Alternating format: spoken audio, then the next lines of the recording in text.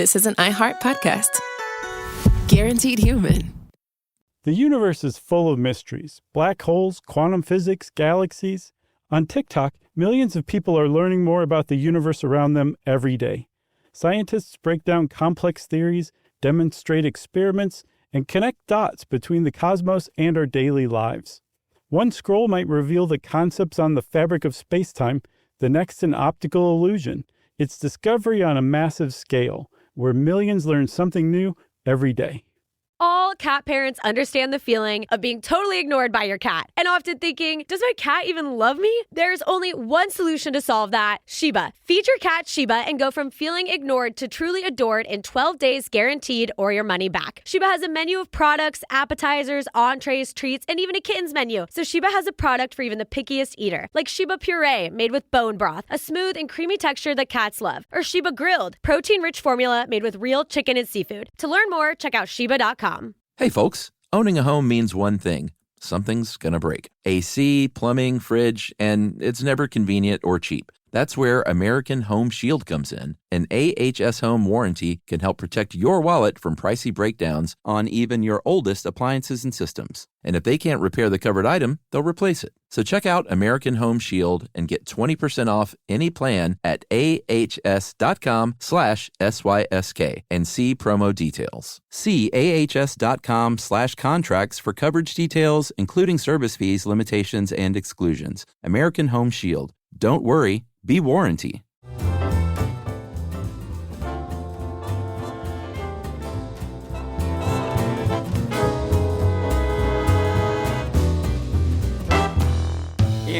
And welcome to the podcast. I'm Josh, and there's Chuck.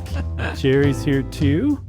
And this is Stuff You Should Know, where we use a lot of upspeak. So here we go. Was that your dolphin? Yeah. I hadn't practiced for a while, so it was a little rusty. Hey, can I just very quickly mention a correction? Oh, sure. I'm freewheeling it here, but we got a lot of emails from people that are in disbelief that we didn't know it's chassis. Oh, I knew it was chassis. I used it correctly. Oh, everyone said that we were saying chassis, and every time I said it, you were like, yeah. I didn't. I just didn't correct you. Oh, well, I appreciate that. Sometimes you don't like to be corrected, or else you're like, I know, I'm just saying it that way. So I just didn't. Not to leave you out there twisting or anything like that. Okay, interesting. If you want, maybe we can retake this whole thing, and I'll just take it with you. How about that? No, that's all right. Anyway, I didn't know it was pronounced chassis. Now that I hear it, I've heard that word, but I'm not a car guy, so I don't know these things.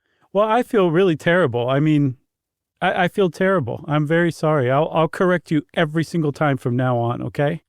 Great. Okay, I'll just bring the podcast to a screeching halt and be like, no, that was wrong. Okay? That's really funny. What a twist. Man, I'm sorry, Chuck. So we're talking about dolphins. Is That's that how right. it's pronounced? I think so. Okay. That's how we should say it then. I'm pretty excited about this one, Chuck, because as everybody knows, dolphins are awesome. And we're going to talk about all the reasons why they're awesome. That's pretty much the gist of this episode. Yeah. I mean, dolphins are marine mammals. I guess we should start there. And that entails a whole host of things that we're going to go over. It's not just some fish, but they technically are cetaceans. Mm-hmm. And that's a marine mammal along with 80 other types of species, including whales. And if you think porpoises are the same, it's in that same species. So relax. Right. And I just realized, Chuck, I don't have any of my notes here. So I could try to wing it, or you can just wait a second and I can go get my notes. Go get your notes and I'll just continue. And no great. one will be any the wiser. And then you can fill me in when I get back. Yeah, exactly. Okay.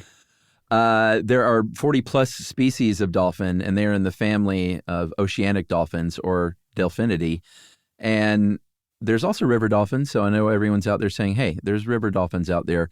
There aren't many. There's four river, not just four, but four kinds of river dolphins. And each one is just one species. So those are the river dolphins. Yeah, I've always found that so weird. I mean, I know that taxonomically you're supposed to really kind of stick to it, but there's got to be a better way, you know? Yeah, for sure. But we're going to talk a little bit about other kinds, but we're mainly going to be talking about the bottlenose, of which there are about 600,000, because the bottlenose dolphin is the one that everyone is most familiar with, and the ones that are on TV and, unfortunately, in dolphinarians. Yeah, where they keep dolphins as hostages. Yeah, and make them perform tricks for dopes. It's crazy. Yeah. Bottlenose are the money dolphins. That's what everybody's talking about. And that's what we're going to talk about. And they, I think they're one of the more studied ones too, even though the common ones, there's so many more of them. But we know that dolphins, bottlenose dolphins, and I think basically when we're saying dolphins, unless we specify, we're talking about bottlenose dolphins. How's that for some guardrails? Yeah, for sure. And also, speaking of guardrails, we might as well just go ahead and say, I know there'll be plenty of kids listening because they love our animal episodes. Oh, yeah. And the dolphin episode gets a little, a little blue. Not blue necessarily. It gets a little sexy here and there. But, that's just the deal with dolphins. Okay. So I think that was a pretty good COA, man, because it does get a little, I mean, hey, I feel like this is all like scientific stuff. So, we should be able to handle it, and kids should be able to handle it. But if there are any adults that are like, what are you talking about? Then, do the little research first. Right. So I think I was talking about how bottlenose dolphins are pretty well studied, and that we know that they live for about 45 to 50 years. Yeah, pretty good. That's in the wild. Yeah, of course. I know we've talked about plenty of animals over the years where they actually live longer in captivity, usually because they're just food for other larger animals. That's not true with dolphins. Their lifespan is usually much shorter. And that's controversial. We'll talk about that later. But we know that in the wild, 50 years, it's a pretty aged dolphin if you think about it. No, agreed. That's a nice long life, I think, for a sea creature.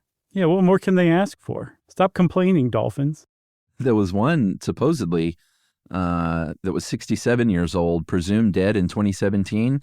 Right. But my friend, I like to think that dolphin is 75 right now. Nice. I think that's a great way to look at things. Yeah. So do you kind of see dolphins closer to shore? Sometimes they are basically just out to sea. It depends on the species. I think common dolphins stay fairly close to shore. Bottlenose will get right up on you, essentially. The place where me and I used to live, kind of along the coast, in our backyard, dolphins would swim. There's like a lagoon. And now that I know a little more about dolphins, I always assumed they were bottlenose, but now that I know a little more, I think that they were probably common dolphins. Well, there's a lot more. There's like millions and millions of those, and about 600,000 bottlenose. So just statistically, you're probably right. Precisely. And then the other reason that I think that is because they would basically put on a show chasing fish. They'd jump out of the water and they'd chase the fish backwards. It was really something to see. And apparently the common dolphins are more acrobatic than bottlenose. Okay. And they might have been playing, as we'll see. You never know. It's possible. They might have been teasing the poor fish. If you are somewhere where you can look up safely on the computer an image, you should look up Pakicetus, the Pakicetus. You nailed it, Chuck. That is the common ancestor that dolphins share that was around about 50 million years ago. And if you look at it and say, well, wait a minute, Chuck, this thing's walking around on four legs with fur, that's because that's where dolphins came from. It's pretty remarkable when you look at it. It looks like when you see the head of that thing, you can see the dolphin in it, you know? Yeah. So dolphins are more closely related to hippopotami than they are like sea lions or otters or anything like that are also aquatic or semi-aquatic. And it's because this Pakicetus basically moved to the water little by little by little. And it's one of those rare evolutions where we have like a complete fossil record from Pakicetus to dolphin. We know all of the iterations it went through over the tens and tens of millions of years. But that's where dolphins came from. They were basically these wolf-sized creatures. Yeah. And one of them, I guess, spent a little extra time in the water and was like, you guys, this is fantastic. Like, you should come in here. We should all just stay a little longer. And then before you know it, their legs turned into flippers. I think it was like 2 or 3 days. What's cool too is when dolphins are in the embryonic stage, they actually start to develop limbs. Yeah. Before the genes kick in and actually kick off, I guess, and they stop developing and then get absorbed. But they're like in a stage of development, they start to grow limbs. So it's a pretty good indication that that they used to be land mammals. Yeah, they have vestigial ears, as we'll see too. But I'll just kind of tease that out. Right, and then the speciation from land mammal to semi-aquatic mammal to fully aquatic mammal, the dolphin, was complete when somebody mentioned being wet to a dolphin, and the dolphin said, "What is wet?" Really? Yeah, that was my understanding from the National History Museum. So, like we said, they're going to share some characteristics with land mammals, but they have a lot of really cool traits, and some of these are like you may know, and some of these are just. I mean, if you're wondering why people are obsessed with dolphins, it's not just because they go to a dolphin show and think they're awesome, or maybe that's why you might be obsessed with them, listener. But there are so many remarkable, amazing facts about dolphins. Mm-hmm. They just kind of stack up. Like usually when we do animal episodes, there are like one or two like fact of the episodes, but this is just riddled with them. Yeah. So let's start. And also big shout out, thanks to Kyle for helping us out with this one. Oh, Kyle. Okay. Thanks, mate. Or no, it's probably Keeley now that I think about it. I feel terrible, Chuck. I'm so sorry, man. So that's okay. So they're placental mammals, so they're not gonna lay eggs like you might see a fish do in the water. They bear live young, and it depends on the species, but their pregnancies are going to be between about 10 and 18 months. I don't think I mentioned while you were gone that orcas are part of this group or species. Family. Family. Okay, I knew it was one of them. They're actually dolphins. They're not real whales. Yeah, exactly. So I think the orcas have the longest gestation period of about 18 months. Mm-hmm. But it's very cute because they're going to nurse those calves sometimes up to 2 years at a minimum of 6 months. And those little babies stay with mama for up to 5 years. Yeah, like toddlers. Isn't that adorable? Yeah. One thing that I hadn't considered is that dolphins nurse underwater. Wait a minute. Do you think after your child passes toddlerhood, they're just sent out to the wild? That was my understanding from the National History Museum again. Okay, great. They're really misinforming me, apparently. Yeah. So one thing I hadn't thought of, as I was saying, is that that a dolphin has to nurse underwater, which could be kind of hard. And then adding to the fact that they don't have lips that they can kind of latch on to a nipple with, it's a puzzler, and it turns out that the way that they nurse is by rolling their tongue into essentially a straw. Yeah. And that's what they latch on to. And apparently we know that it's not the tastiest milk as far as the human palate is concerned, thanks to a scientist named Lillian Eichelberger, who I guess on a dare drank some dolphin milk and was like, it's fishy, oily, it lacks sweetness. No, sir, I don't like it. Yeah, and if you think that's a weird thing to do while studying dolphins, just strap in because that's true. Things get much weirder. That was for sure 1940. Things got weird in the 70s, as we'll see. But it's got like a milkshake consistency, which is why I guess the straw-shaped tongue kind of fits, I guess. I guess so. Yeah. So they have to swim, obviously. They don't have to swim to survive because they breathe air. So it's not like they need air to pass across gills to survive. Right. Good point. But they do swim quite a bit. They're known for it. Their bodies are actually streamlined to help them swim even more. One thing I also didn't know is that the pectoral fins, the ones that stand up off the back, where you're like, shark, and then your friend says, no, it's dolphin. And you go, oh, a dolphin. They have no bone. I believe there's just cartilage. And they use those to help to steer. Yeah, for sure. It's like a little steering unit. They have a layer of blubber. You associate blubber with whales, but the dolphin has blubber too, which is going to provide a little bit of buoyancy. If they haven't had food in a while, just like humans do, they can sort of devour their own fat. It helps out with body heat. And then besides that steering, they have 2 horizontal flukes on the tail, so they move vertically. So that's another great way to tell a shark from a dolphin, aside from just opening your eyeballs, because right. I think they look quite different. But the shark, has that vertical tail that sort of goes from side to side. The dolphin's is flipped, and to me looks like a more efficient system, but that's just a guess. You'd think so.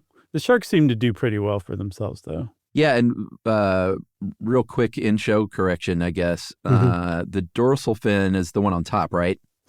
Yes. Yeah, that's for the stability. The steering comes from those little side flippers, the pectoral fins. Yeah, okay. I definitely got that wrong. So to like reimagine it, just imagine a kid running around with their arms sticking out like they're pretending to fly, except dolphins do it for real and in the water. Those are the big differences. That's right. Or like a kid running with their arms to the side, like in the terrifying new movie Weapons. Oh, don't tell me anything about it. That's funny that you always say that, even though I've never told you anything about anything. Well, you just told me that. I just want you to stop right there. Yeah, it's on the poster. Okay. All right. So, I can't wait to see that movie. I'm very excited. And you said to see it in the theater, right? I mean, I recommend it. I was at a sold-out 10:30 a.m., so people are pretty hyped about it. But it was also kind of neat. There were at least 20 local Atlanta crew, as it turned out, because when the credits started rolling, they were all hanging out and like clapping for each other.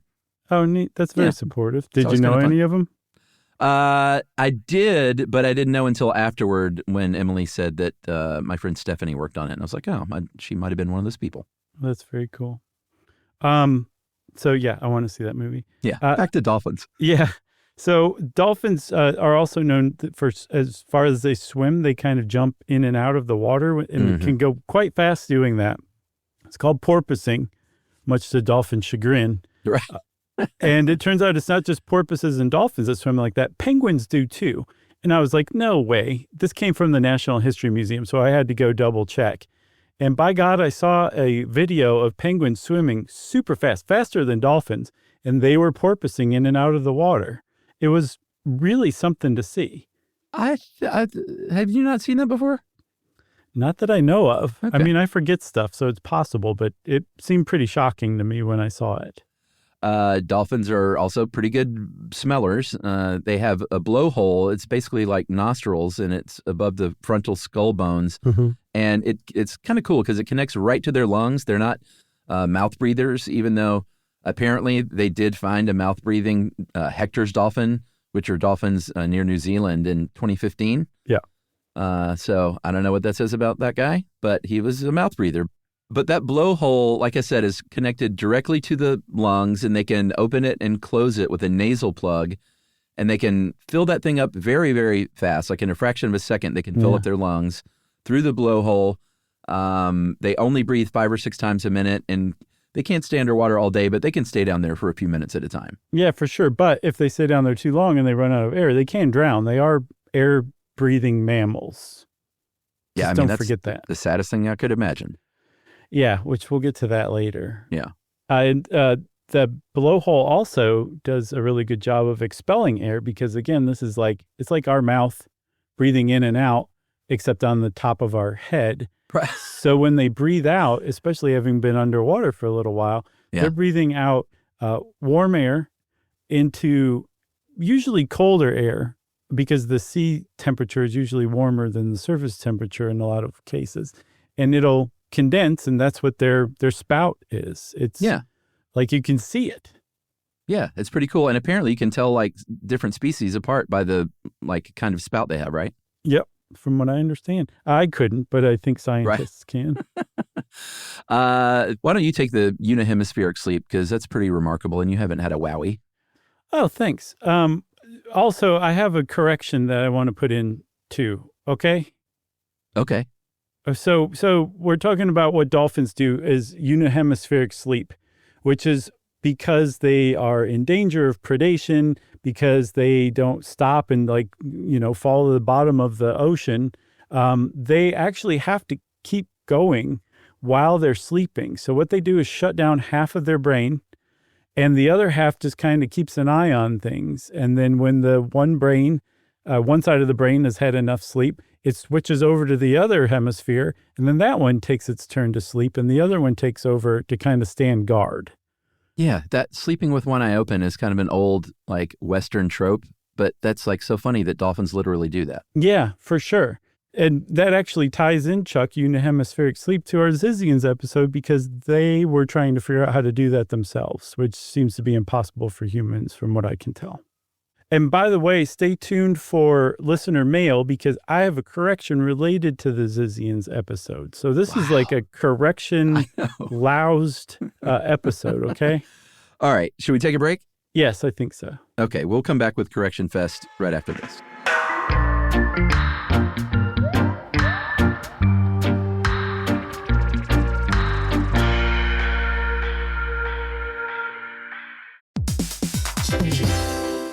Hey, everybody. Here's a fact for you. In the United States, there is a break-in every 26 seconds, and that means that somewhere right now, an intruder is getting closer. And the problem with most security systems is that they only alert you after the break-in has started, and that's too late. Well, that's what makes SimpliSafe different. They use alerts. SimpliSafe's U.S.-based live agents, they identify threats on your property and help deter them before they actually break in. So the intruder never gets into your house. The crime is stopped before it even starts. That's right. And another great thing about SimpliSafe is they have no long-term contracts. They give you peace of mind and great value with their monitoring deterrence plans, because they just start at about $1 a day. Yeah, SimpliSafe sent us a setup years back, and I still use mine every day. Yeah, and apparently setup, you can do it by yourself in under 30 minutes. So it's a really good value, and it doesn't take long. So if you want to experience the SimpliSafe peace of mind, you can take advantage of the SimpliSafe discount offered to Stuff You Should Know listeners. Right now, you can get 50% off your new system by visiting simplisafe.com/stuff. That's half off at simplisafe.com/stuff. There's no safe like SimpliSafe.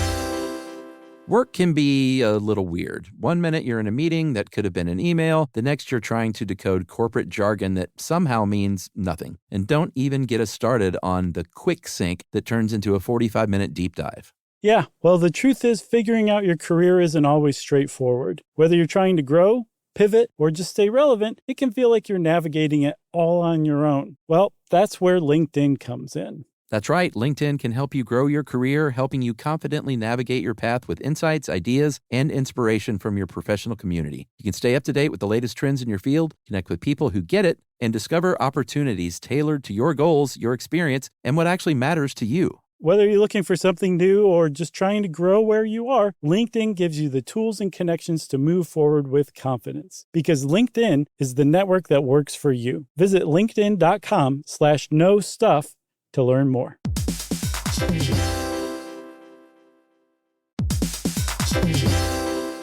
Hey everybody, we're here to talk to you about Wayfair, who believes that spaces should be functional, they should be comfortable, they should be well designed, and they can be well designed by you with their help. Your updated space should feel more comfortable, inviting, and practical for everyday use. And we're talking about outdoor seating. We're talking about grills. We're talking about major appliances. If you need storage solutions, Wayfair can help you out. Patio lighting, rugs, decor. It is your one-stop shop for home. Yeah. I mean, it's getting nice out, so it's time to think about living outdoors for the next few months. And Wayfair knows that outdoor furniture, it's heavy, it's intimidating to assemble. So Wayfair has stepped in and said, we're going to handle the hard part so you don't have to. That's right. You can shop Wayfair Verified, your shortcut to the good stuff. And that means their team of product specialists are going to vet everything by hand using a 10-point inspection, testing things like, quality materials, functionality, and features, and even how long it takes to build that piece of furniture. And the overall experience save time, reduce hassle, and improved convenience. Patio season is here, and these deals won't last. So head to wayfair.com right now to get your outdoor space ready for way less. That's WAYFAIR.com.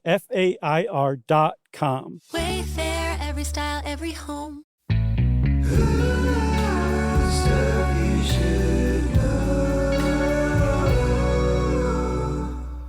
All right, we're back with more on dolphins. No more corrections, I promise. They have, and this is to me another fact of the show, they have incredible eyesight. They see really, really well within about 150 feet. And they do this because they have two kind of slightly flattened eyeballs on, the sides of their head. When you look at a dolphin, they're kind of on the sides. Mm-hmm. And they see from both simultaneously. And then, like us, with binocular vision, they stitch it together to see one thing. But what that results in is a 300-degree panoramic view. Nice. Where they can see basically anywhere they want except right above them. Yeah, that's their one blind spot is above them. And apparently, if they're trying to get a really good look at you, they'll tilt their head down Ugh. and try to look at you like that. It's pretty cute. Yeah. So they actually do have really good eyesight underwater and above water. And the way that they can transition from a fairly dark environment to a bright, sunny environment is because they have a double slit in their pupils. So when their pupils are wide open and say they're kind of they've dived deep and there's not a lot of light, so they're trying to capture all of it, it looks like they have two tiny pupils. But then as they come up to the surface and they get closer to the sun, one of their pupils or one of the slits closes and it narrows so they don't take in quite as much light. So they can see pretty well.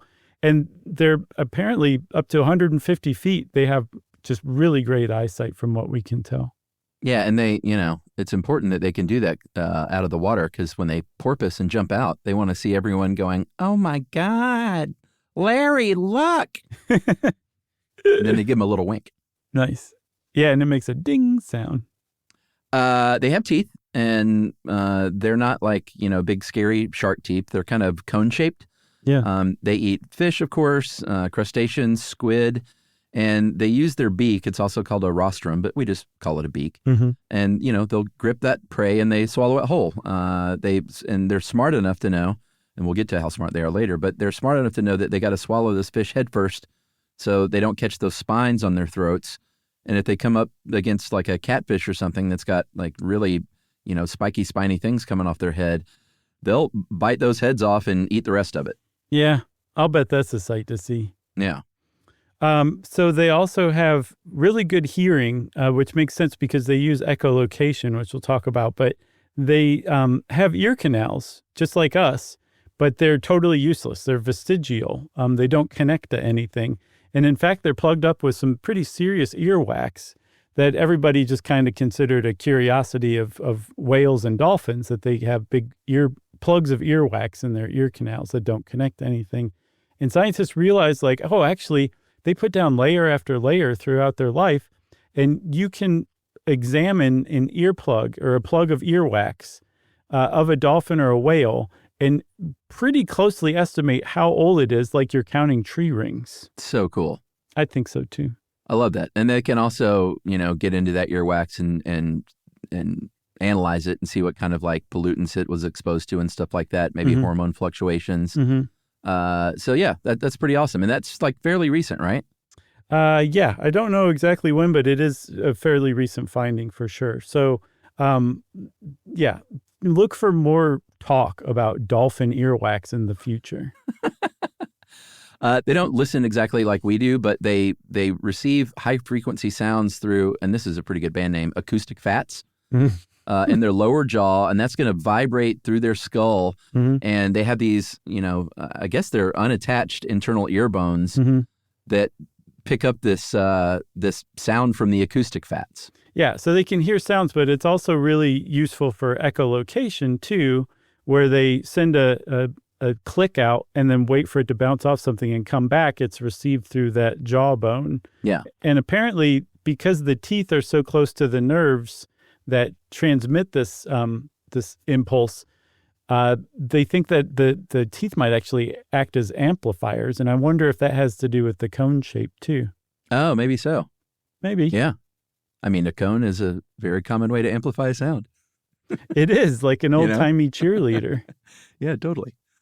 Yeah, I mean, that's just another amazing fact. They, navies use sonar, so it's, and we'll get into this a little bit more, but, everyone has sort of heard the stories about the damage that's done by, ships and navies and exploding things underwater. Yeah, one of the largest dolphin strandings took place because of sonar. There was a big multinational naval exercise in the Arabian Sea in 2009. I remember that, yeah. And 200 dolphins just stranded themselves, just trying to get away from the horrible sounds. So, yeah, we've talked about this before. It's a real issue that's just nothing's being done about it. Yeah, it's, there's a lot of sadness in this episode for sure. They do vocalize, you just rewind and listen to Josh at the beginning if you want to hear exactly what it sounds like. Don't bother going to YouTube or anything. They vocalize with whistles and pops and brays. They make these sounds with something called phonic lips, and those are near the blowhole. That's a good one, too. Did you say band name? That's a good one, yeah. Yeah.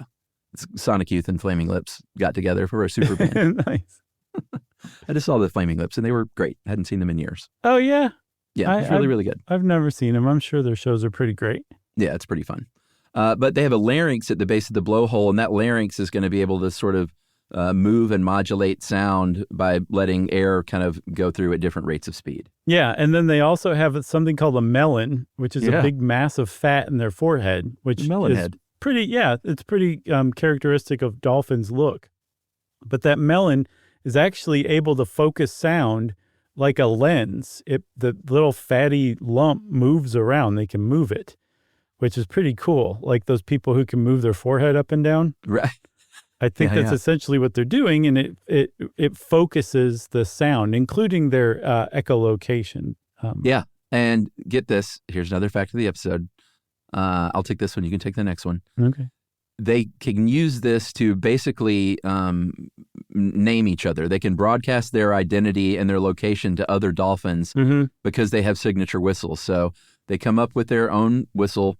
They make that sound, and everyone knows that's Josh over there, Josh the dolphin. Yeah. My name sounds like in dolphin. and talk about what mommies do, too. That's another wowie. Well, they found that they use baby talk. They use higher frequency whistles and essentially use baby talk with their own calves, which is adorable. Yeah. Are we at echolocation, finally? I think so. This is a pretty cool... This is the last fact. The rest of the stuff we're going to talk about is so dry, you might as well just stop the episode. No, not true. But you take this because it's a wowie. It's essentially just like bats, right? It is, and they figured out that bats and dolphins are essentially not at all related. So they developed pretty much identical forms of echolocation independently. Yeah. It's an example of convergent evolution. But what they do is they produce these clicks. They use the melon to focus those things like a laser. And they can not only, so they're bouncing a sound wave off of something, it's coming back, and then it is translated into a mental map. So essentially they're experiencing a form of vision like we would think of it, but they're doing it through sonar, essentially, their own form of sonar. Yeah. And it's like really, really accurate, right? Yeah. I mean, they've done some studies, and they found that they were able to distinguish different disc sizes by as little as 1/10 of a centimeter or 0.04 of an inch. Right, which is very small. And I thought that was weird. 1/10 of a centimeter. I was like, that sounds familiar. And then I realized it's a millimeter. I don't know why anyone would put it like that. That's why you have the metric system. Yeah, well, we should ask Kyle. Isn't that bizarre? Yeah. Huh. So their echolocation is quite amazing. And I've seen also that they can see internal organs in other animals. That's how penetrative, I guess, their echolocation is, and just how nuanced it is. I know Predator is heat based, but that's what I think of. That's funny you say that. I watched that 2 days ago. The OG? Yeah, and I was wow. like, this is definitely tied with, I guess, Commando for Schwarzenegger's best movie. I saw Predator, the original one, but I didn't follow up with the whole Predator universe. No, I didn't either. I just watched the first one again. I was like, man, this is good. I think those new ones are supposed to be good. Prey and then that other one coming up. Oh, really? They're supposed to be good? That's what I heard. Isn't there like a Predator versus Jason? Didn't it get to off the rails as that? They did Predator versus Alien, I think. Yeah, for sure. I didn't see that either. And I love the Alien universe too. I guarantee Danny McBride's in that. Yeah. So dolphins are very social, and that's one of the reasons also that people love them, because you often see them swimming in large pods and seeming like they're having a good time together. It's because they basically are. Pods can be as small as 2 or up to 1,000, but generally they're between 40 and 60, and they can form very long-time social relationships. Yeah, there's different kinds of pods. There's the pod, the original one. There's a bunch of different dolphins that some have familial ties, some don't. There's juvenile pods where the kids reach, I guess, the end of toddler stage, and they're like, go on, go form your own pod. So a bunch of them about the same age will form a pod together. There's bachelor pods, which is usually 2, sometimes 3 males that essentially just form their own jam and cruise around together, sometimes forming lifelong friendships. And all of them have their advantages, like it's easier to hunt, it's easier to defend against something trying to kill you. Yeah. It's easier to pass down knowledge from one generation to another, which we'll talk about in a second. So there's all sorts of advantages, but because of their social nature, they do have a lot of traits that you're like, wow, that's really human-like. Yeah, for sure. This is, I told Emily about this one and she's like, well, that's BS. But this is sometimes what happens. It's fairly rare, but sometimes males will team up and steal a female dolphin from another pod and basically, keep her captive and prevent her from returning. And it looks like what they think is going on is like they have a situation where they need a female because their long gestation period is and lactation keeps them from being available to breed for sometimes years at a time. So Right. They're like, we got to breed. We're going to go take her and keep her here. Yeah, there's just high competition for females. So it's not the most tasteful dolphin fact around. So we'll follow that one up with a more heartwarming one where they also have been observed in plenty of instances to engage in altruistic behavior, like social behavior, where they don't leave behind like sick or injured friends. Yeah, go ahead. Tell them about that one thing. I think this was in the mid 2000 aughts, I think, whatever. There was a group of 11 dolphins that essentially swam together to form a raft with their injured companion in the middle to keep them from like sinking and dying. Wow. Yeah, and I mean that's pretty amazing altruistic behavior. I think they've also seen other ones do that too. It's not like this is a one-time thing. Right. So that's a pretty, I mean, there's a lot of animals that are out there that are like, oh, you're sick. Good luck dying. We're moving on. Or I'll eat you. Exactly, yeah. Dolphins don't do that. They try to take care of their peeps. Amazing. All right, I say we take our second break. Oh, okay. And we come back with more on the amazing dolphin right after this.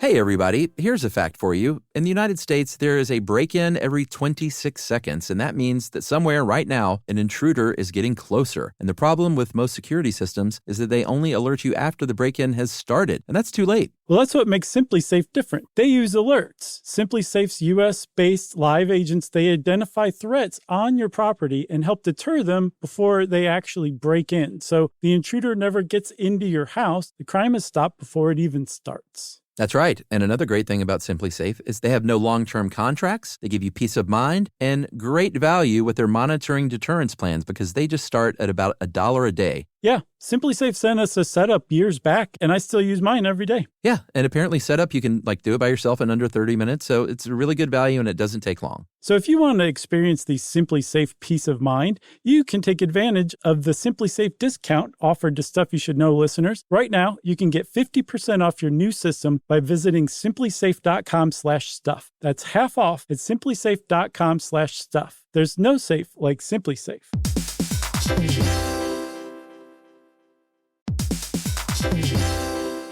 Work can be a little weird. One minute you're in a meeting that could have been an email. The next you're trying to decode corporate jargon that somehow means nothing. And don't even get us started on the quick sync that turns into a 45-minute deep dive. Yeah, well, the truth is figuring out your career isn't always straightforward. Whether you're trying to grow, pivot, or just stay relevant, it can feel like you're navigating it all on your own. Well, that's where LinkedIn comes in. That's right. LinkedIn can help you grow your career, helping you confidently navigate your path with insights, ideas, and inspiration from your professional community. You can stay up to date with the latest trends in your field, connect with people who get it, and discover opportunities tailored to your goals, your experience, and what actually matters to you. Whether you're looking for something new or just trying to grow where you are, LinkedIn gives you the tools and connections to move forward with confidence. Because LinkedIn is the network that works for you. Visit linkedin.com/knowstuff to learn more.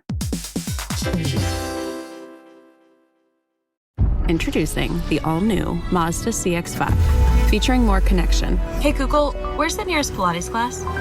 safety that has your back, more discovery on the scenic routes, more passion in the details, and more control in changing weather. The all-new Mazda CX-5, more to move every side of you. See it in 5 films at mazdausa.com/5sides. Google is a trademark of Google LLC. Sequences shortened and simulated.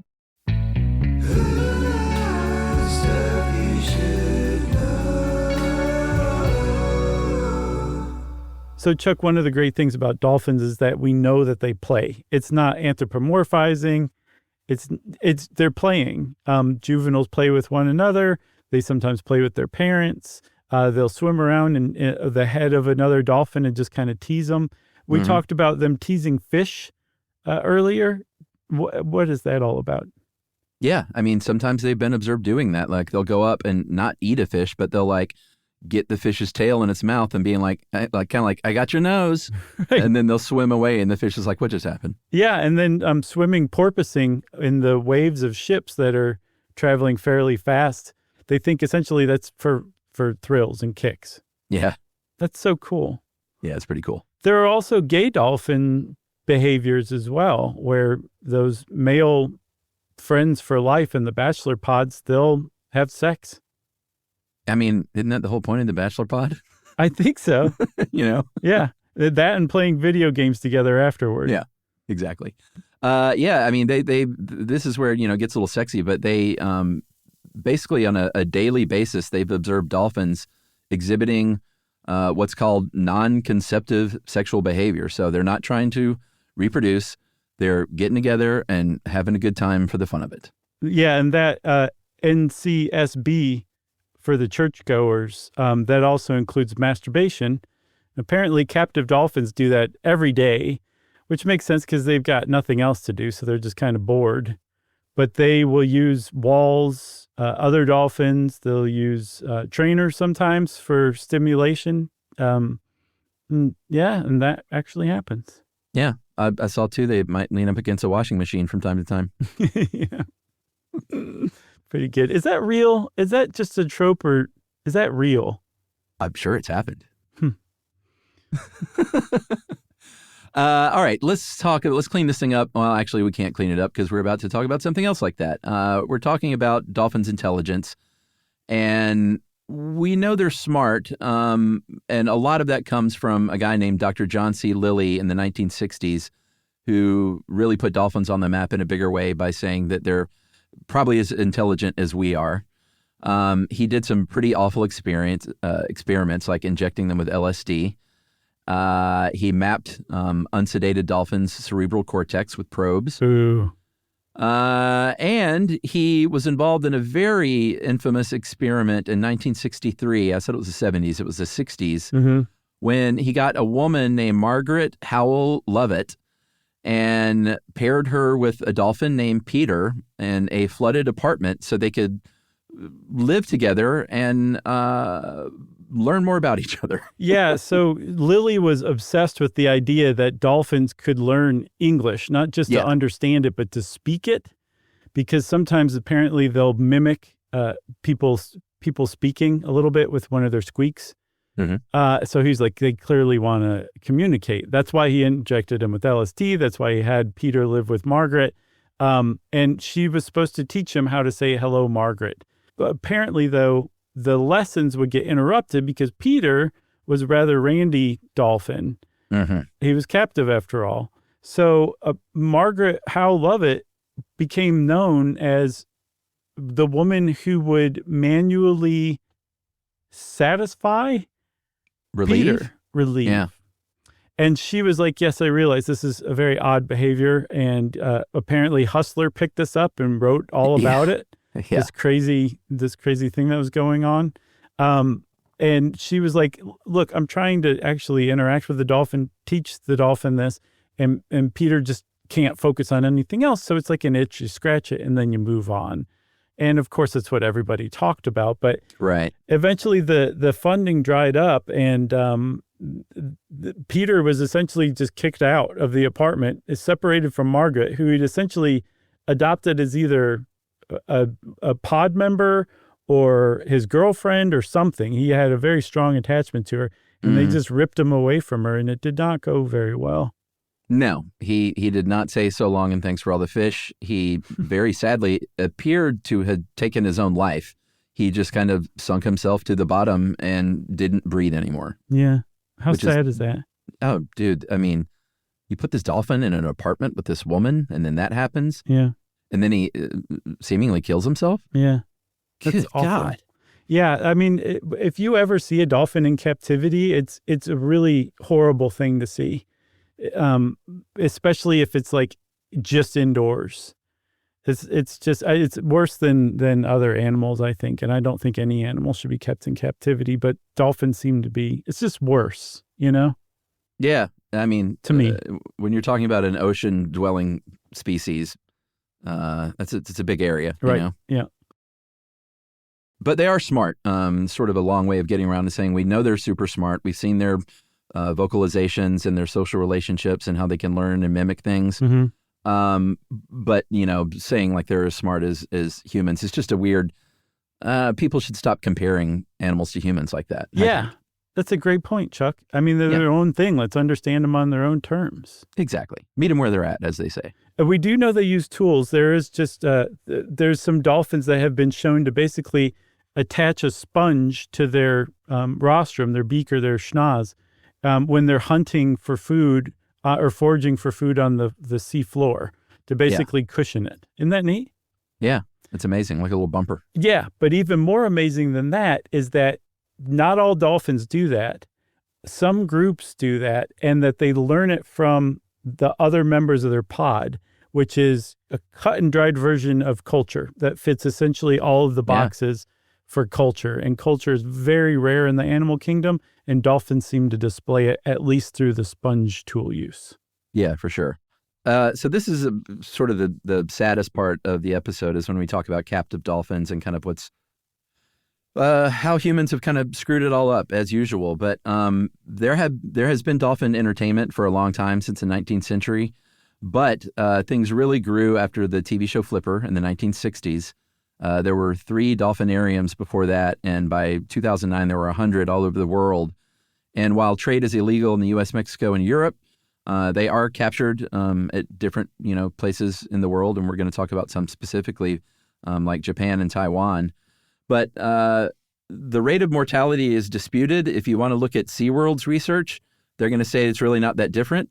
If you're going to look at research by people who used to work at SeaWorld and don't anymore, they'll say, no, male orcas live 15 years less in captivity and females as much as 30. So I think that speaks for itself. Yeah, and there was also a 1988 study, Chuck, in the journal Marine Mammal Science, and it found that about half of captive dolphins die within 90 days of being captured. So they're just not a species or a family or a type of animal that should be held in captivity, and yet they are. SeaWorld very famously in 2016 said that they were no longer going to breed orcas, but that they weren't about to retire the orcas that they still had left. Yeah. That was largely thanks to the documentary Blackfish, which if you've never seen that, go watch it right now. Yeah, really good one. But they still have captive breeding programs for their dolphins, and those don't seem to be going anywhere either. Yeah. Some people, make an argument that, studying these things in captivity is like how we learn about them, which is obviously true to a certain degree. But dolphin experts will say, hey, you're not learning about their real habitat if you're studying a dolphin in captivity, because they're in captivity. Like their behaviors change, like, all kinds of things are different because they're swimming around in a pool rather than the ocean. Yeah. Like imagine putting a human into solitary confinement long enough for them to become totally insane and studying their behavior and extrapolating it onto the rest of humanity. That's essentially what the critics are saying that people who study animals in captivity are doing. It's tough to disagree with that as far as I'm concerned. Yeah. They're also used by the U.S. Navy. They're the second largest holder of marine mammals in the United States behind SeaWorld. Yeah. They started this program, the Marine Mammal Program for the Navy, in 1959. And by the 1980s, they had over 100 dolphins. I think that number has ticked down to like the mid-70s-ish now.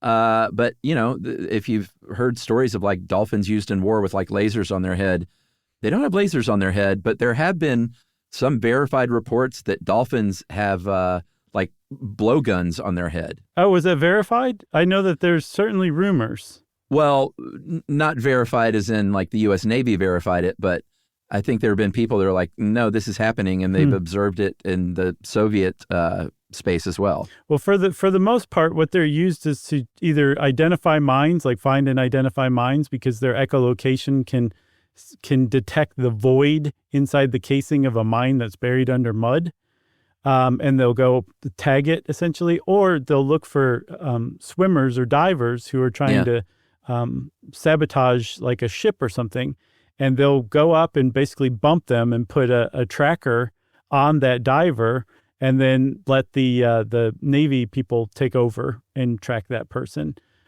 So the Navy's like, no dolphin has ever killed a person in combat. It just has never happened.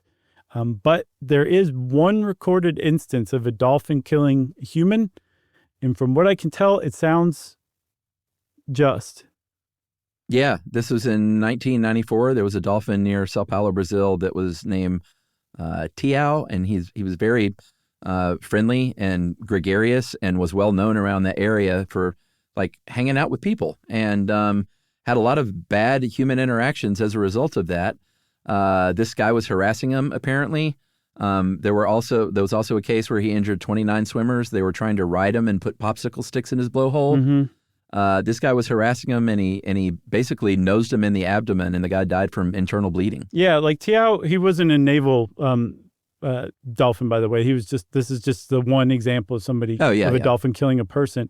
But yeah, he was very, very friendly, and he had to put up with a lot of crud, but he would dish it back out if you pushed him past the point of no return.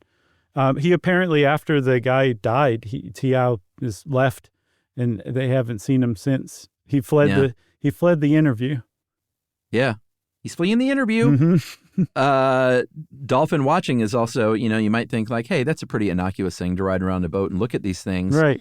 There are companies that supposedly do it responsibly, but that's after we had to get involved and say, hey, you can't feed them. That happened in the early 1990s. Mm-hmm. They're getting hit by boats because they're trying to say, hey, you want to see some dolphins? Let's chum the water or whatever.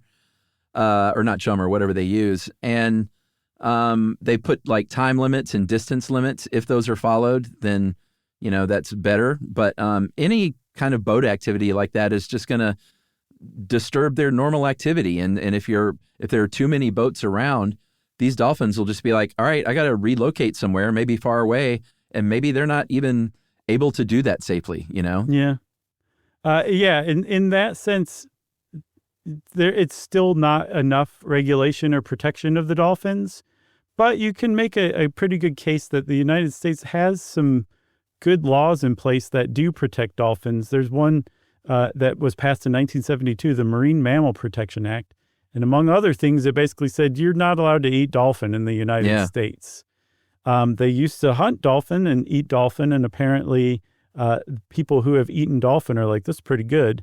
But you can't do that in the U.S. anymore, not since the swinging 70s. And some people are like, well, you're eating dolphin when you eat canned tuna. That seems to be quite untrue. People say that? Yeah. There's canned tuna that says it's dolphin safe. That doesn't mean that dolphins aren't being caught in bycatch. It means that there's no dolphin in your tuna. But there are types of tuna fishing that are much safer for dolphins than others. So if you care about that and you love canned tuna, look for a canned tuna that says it's either pole and line caught, troll caught, free school or school caught, or fad free. Any of those are much less likely to accidentally catch and kill dolphins when they're fishing for tuna.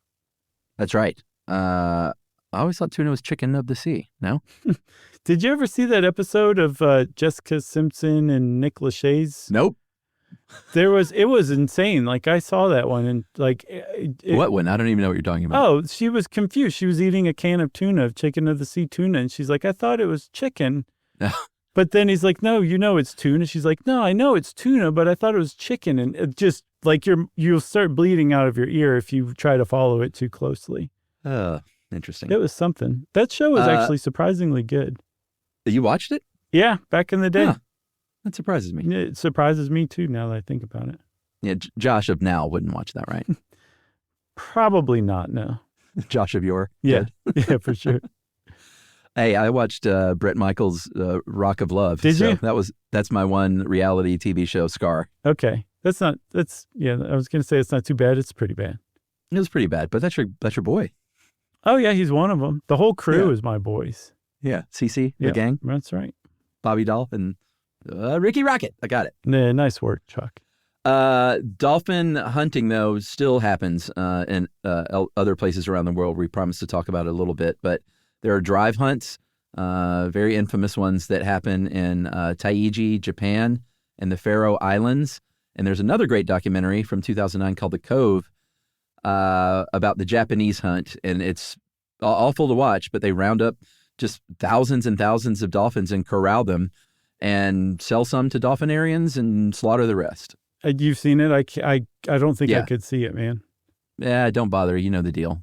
There's also another documentary from Netflix called Seaspiracy. Not the best name ever, but it's about the Ginda Drop, which is an annual dolphin hunt in the Faroe Islands off of Denmark. And it's essentially the same thing. They're driven into a corral and then killed by knife. And I think in 2021, 1,400 dolphins were killed in the Ginda Drop that year, which was a record with knives. Jeez. I know. We did talk about bycatch a little bit. There was a study in 2020 that found that since 1950, over 80% of Indian Ocean dolphins may have been killed as bycatch. 80%. Yeah. With about 80,000 total cetaceans caught each year. Yeah.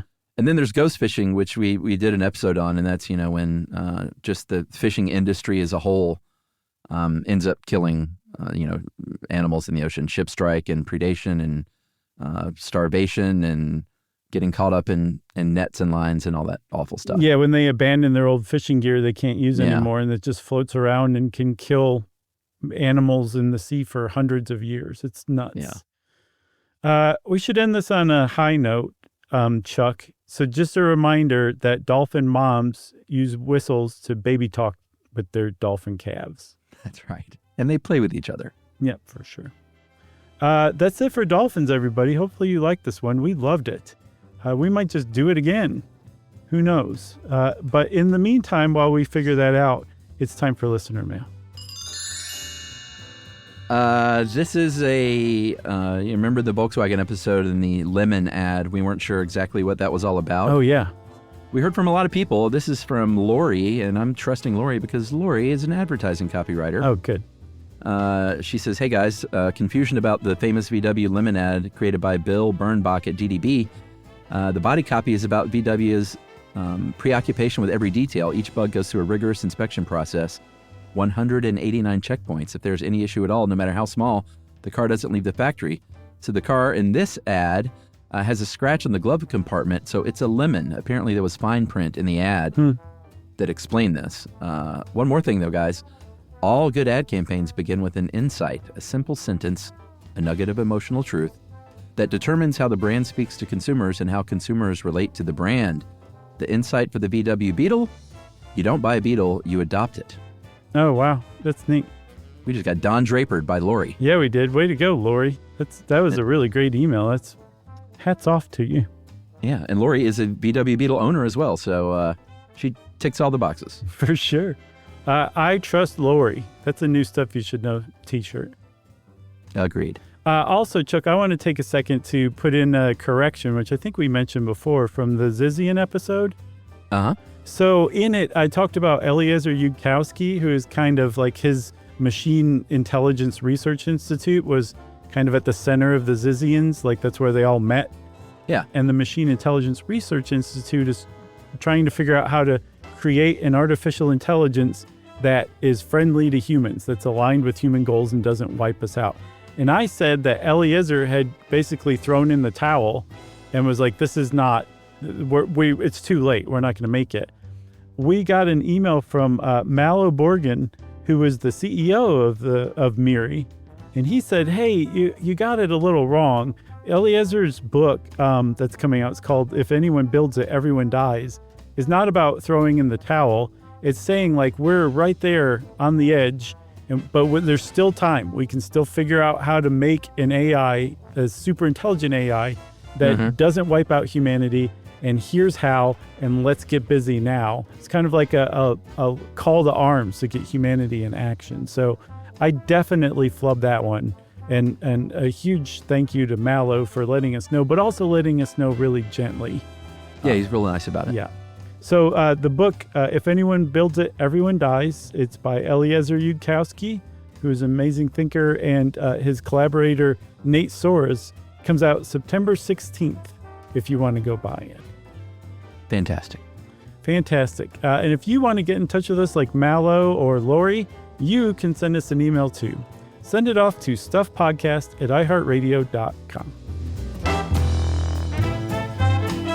Stuff You Should Know is a production of iHeartRadio.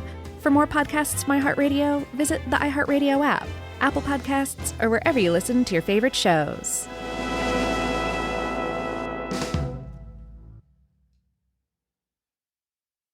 Introducing the all-new Mazda CX-5, featuring more connection, Hey Google, where's the nearest Pilates class? safety that has your back, more discovery on the scenic routes, more passion in the details, and more control in changing weather. The all-new Mazda CX-5, more to move every side of you. See it in 5 films at mazdausa.com/5sides. Google is a trademark of Google LLC, sequences shortened and simulated. When it comes to small business, people want to talk to people, not bots, not voicemail. Your customers or clients want a real human connection. And that's exactly what they get with Ruby. Ruby is the virtual receptionist company that takes care of your callers when you're unavailable, in the middle of something, or just don't want to pick up. They can answer, screen, and transfer calls, as well as take messages, collect payments, book appointments, and more. All while saving you time and making the people you serve feel special. It's available 24/7, 365 days a year, and is 100% based in the U.S. See how it works at ruby.com, or better yet, give them a call at 844-900-RUBY. Geico presents a 30-second podcast between your podcast. Today's story is shared by one of our listeners. It's called Betrayed by Bill. It was in that moment I caught who was staring back at me in betrayal, or more like what? My insurance bill. With trembling hands, I grabbed my phone and switched to Geico, saving about $900 in the process, and never to be betrayed again. Now that was bloody riveting. It feels good when the story ends with savings. It feels good to Geico. This is an iHeart podcast. Guaranteed human.